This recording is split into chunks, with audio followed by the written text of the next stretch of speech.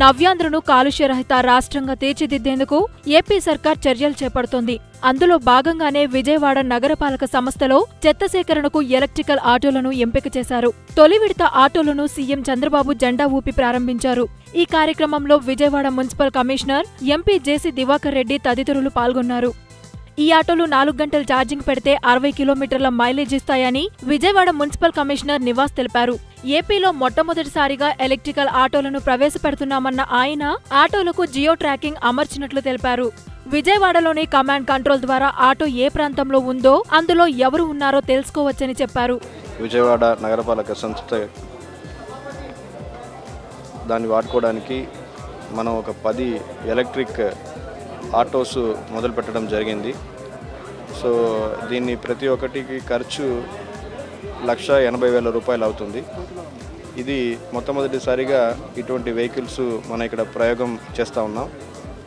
ఇది 4 గంటలు ఛార్జ్ పెడితే 60 కిలోమీటర్లు కంటిన్యూస్గా వాడగలిగే శక్తి ఉండే వెహికల్ ఇది.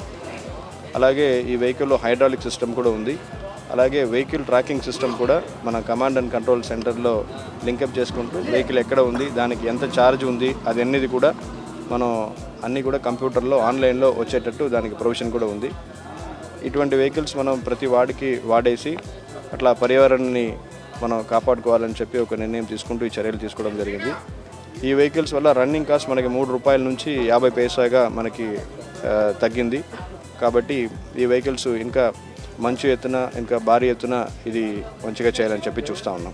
నగరంలో పెరుగుతున్న జనాభాని దృష్టిలో పెట్టుకుని కాలుష్యాన్ని నివారించేందుకు ఎలక్ట్రికల్ ఆటోలకు శ్రీకారం చుట్టిన నగరపాలన సంస్థ ప్రయోగాత్మకంగా 10 ఆటోలను ప్రారంభించింది.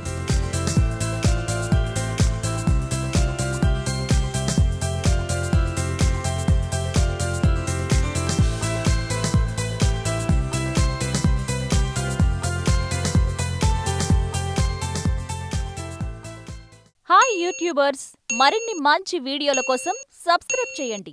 దాంతోపాటే బెల్ ఐకాన్ పై క్లిక్ చేయండి.